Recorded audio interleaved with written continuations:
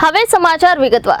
સુરતમાં ગણેશ પંડાલ પર પથ્થરમારો કરનારા 28 આરોપીઓને આજે બપોરે 3 વાગે સુરત કોર્ટમાં લઈ જવાયા હતા। આ પથ્થરમારા પાછળ કોઈ સુનિયોજિત કાવતરું હતું કે નહીં તેની તપાસ કરવા માટે પોલીસે 14 દિવસના રિમાન્ડની માંગણી કરી છે। તેમજ સગીરોના બ્રેન વોશ કરાયાની પણ તપાસ કરાશે। આ સિવાય પણ કેટલીક દલીલો અને મુદ્દાઓના આધારે રિમાન્ડ માંગવામાં આવ્યા છે। ઘટનાની વિગત એવી હતી કે સુરતના સૈયદપુરા વરિયાવી બજાર વિસ્તારમાં રવિવારે રાત્રે ગણેશ પંડાલ પર કેટલાક કિશોરોએ પથ્થરમારો કર્યો હતો। આ દરમિયાન ભડકેલી હિંસામાં તોફાની તત્વોએ વાહનોમાં તોડફોડ કરી આગચંપી પણ કરી હતી। જોકે પોલીસે તુરંત ઘટના સ્થળે દોડી જઈને સ્થિતિ કાબૂમાં લઈ લીધી હતી। સુરત પોલીસને શંકા છે કે ગણેશ પંડાલ પર પથ્થરમારો કરવામાં કોઈ સુનિયોજિત કાવતરું હોઈ શકે છે। આ આરોપીઓનો હેતુ શાંતિ ડહોળાવવાનો પણ હોઈ શકે છે, જે ખૂબ જ ગંભીર ગણાય। આ ઘટનાની તપાસ માટે પોલીસે 6 ટીમ બનાવી છે। આ પૈકી એક ટીમ સીસીટીવી કેમેરાના આધારે અન્ય આરોપીઓની પણ ઓળખ કરી રહી છે। આ કેસમાં પોલીસ અન્ય એંગલથી પણ તપાસ કરી રહી છે।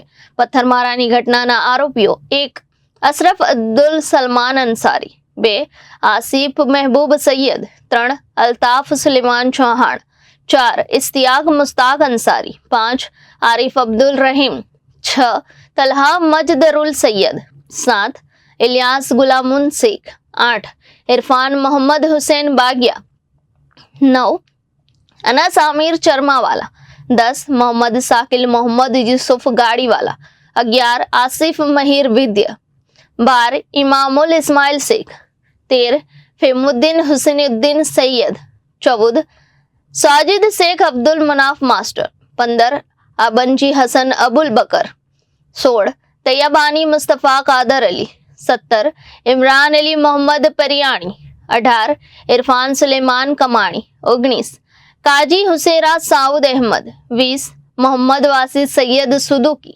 21 मोहम्मद अयान मोहम्मद रईस, 22 मोहिद्दीन भिका घासी, 23 सोहेब साहिल झवेरी, 24 फिरोज मुख्तार शाह, 25 अब्दुल करीम रशीद सहमद, 26 जुनेद वहाब शेख સાથે અન્ય 2 સહિત 28 આરોપીની ધરપકડ કરવામાં આવી છે। Reporter Arvind Rathod, Janadesh news, Surat.